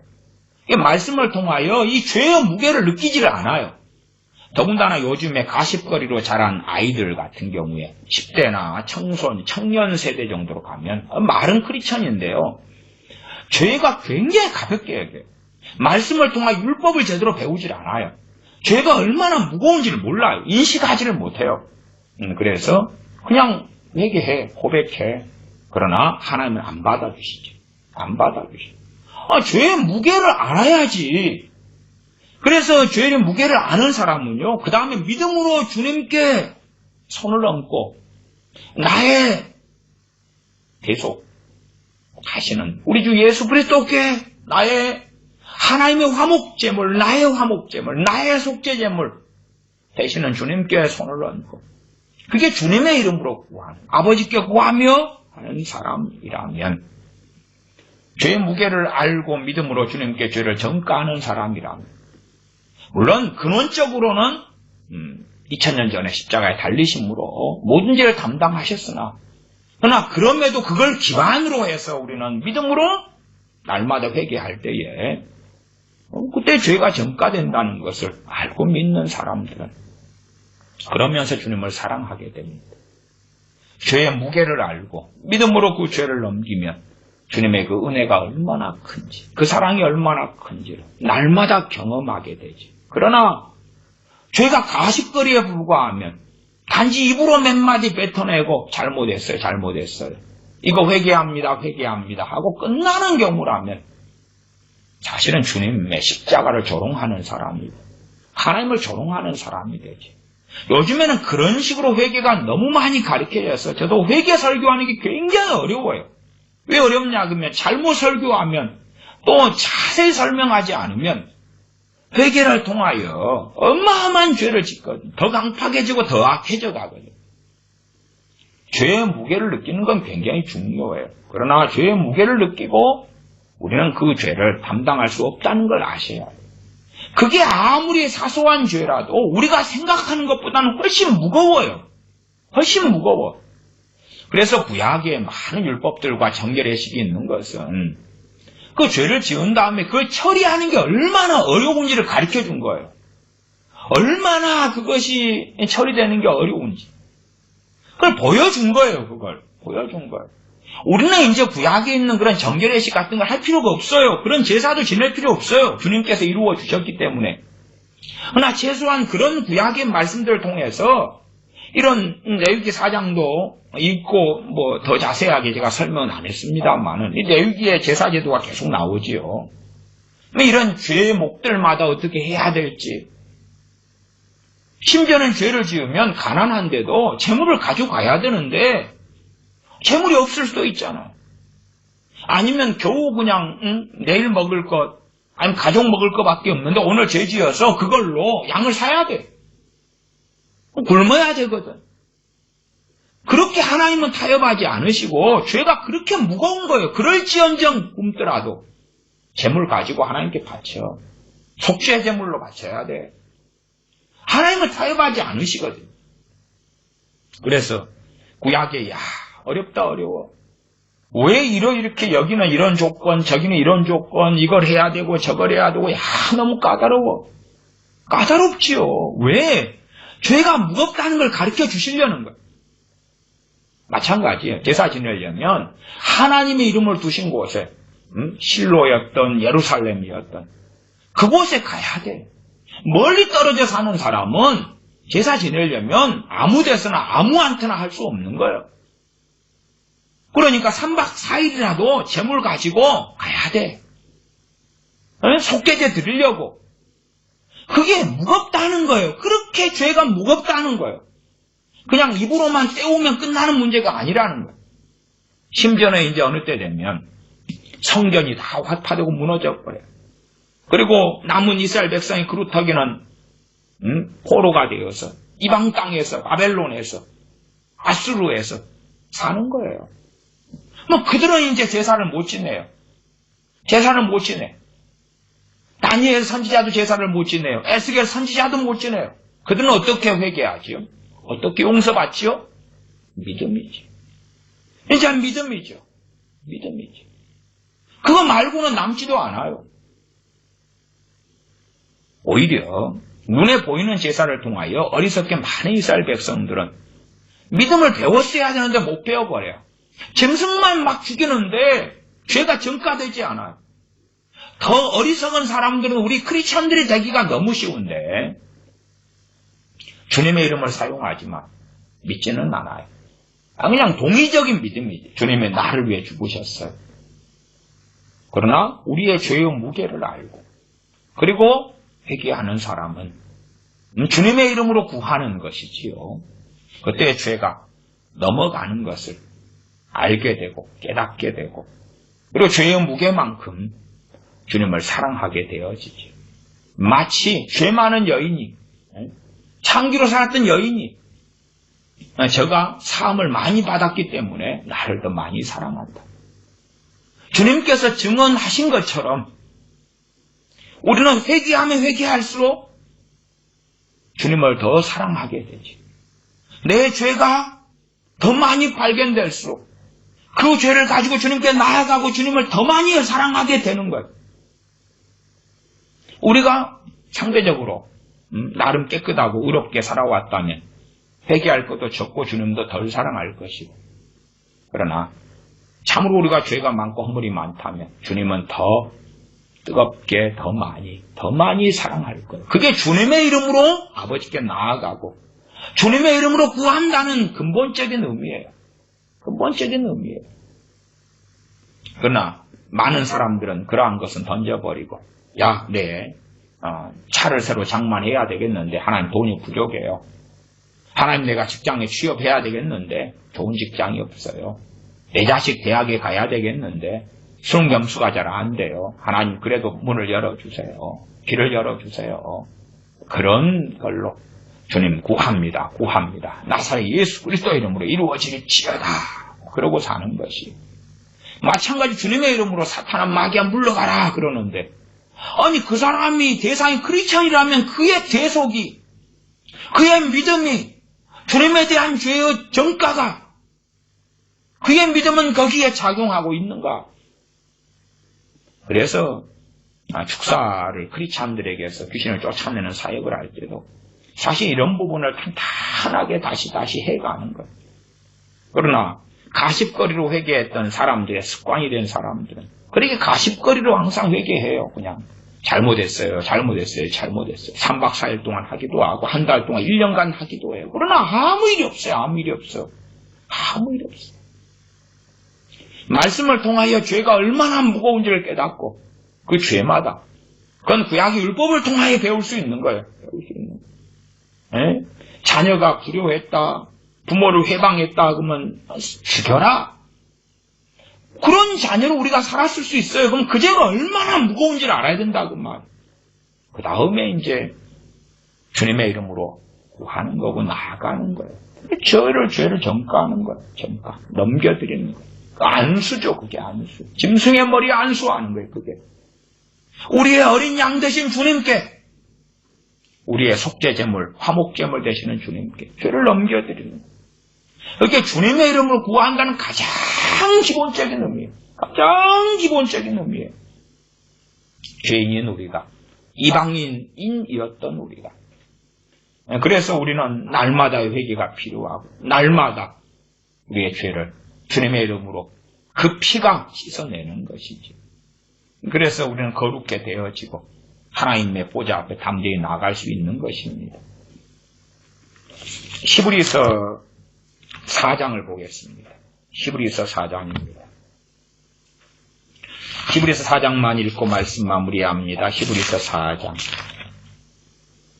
히브리서 4장 14절부터 16절까지지요.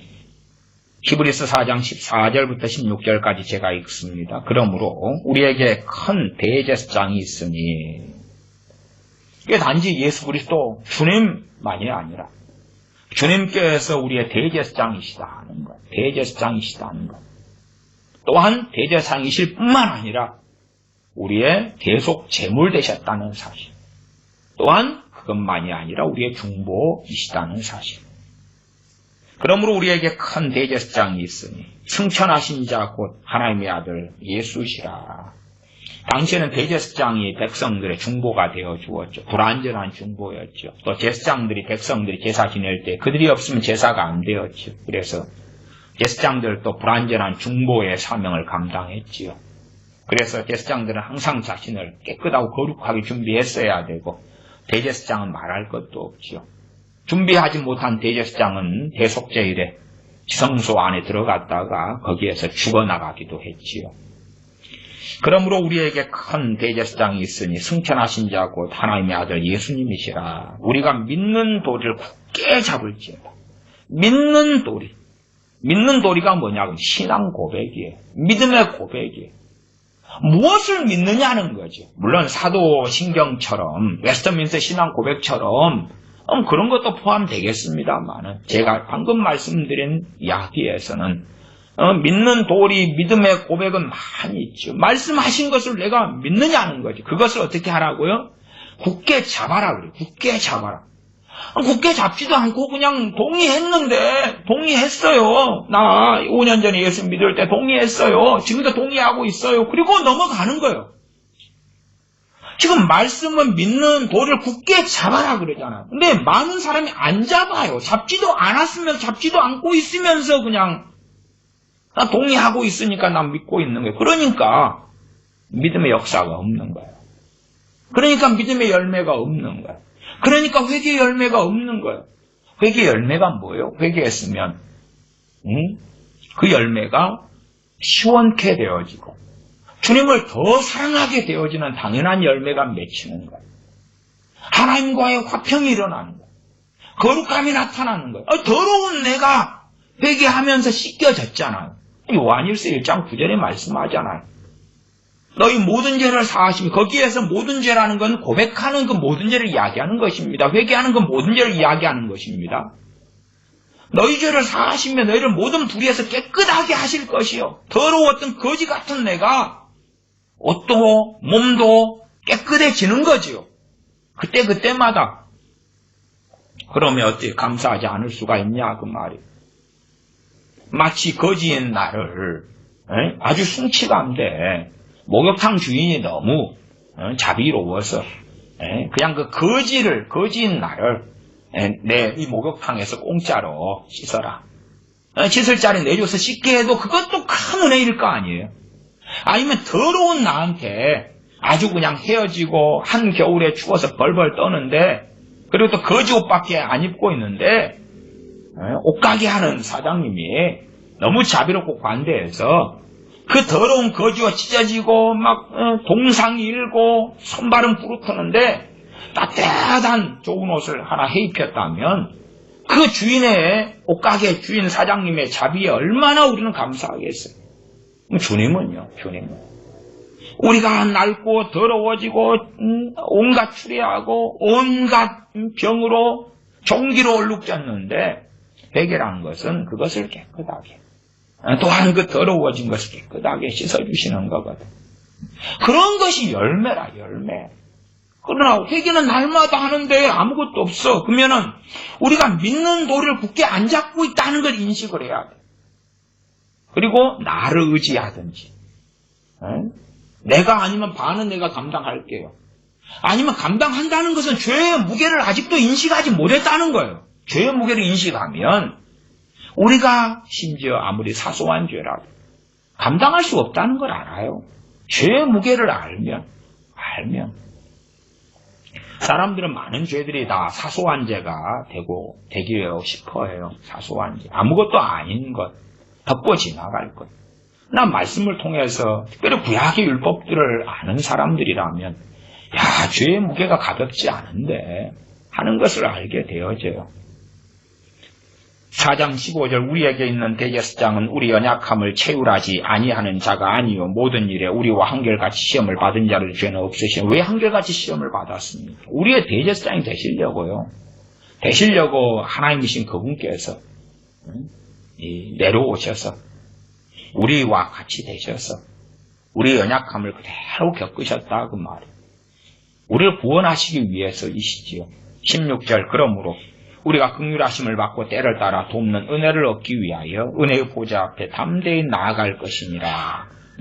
왜 14절 그러므로 우리에게 큰 대제사장이 있으니 그러면서 16절에 하나님의 은혜의 보좌 앞에 담대히 나아가라고 이야기하는 이게 주님의 이름으로라는 이야기. 주님의 이름으로. 대제사장이 있기 때문에 너희가 나아갈 수 있어.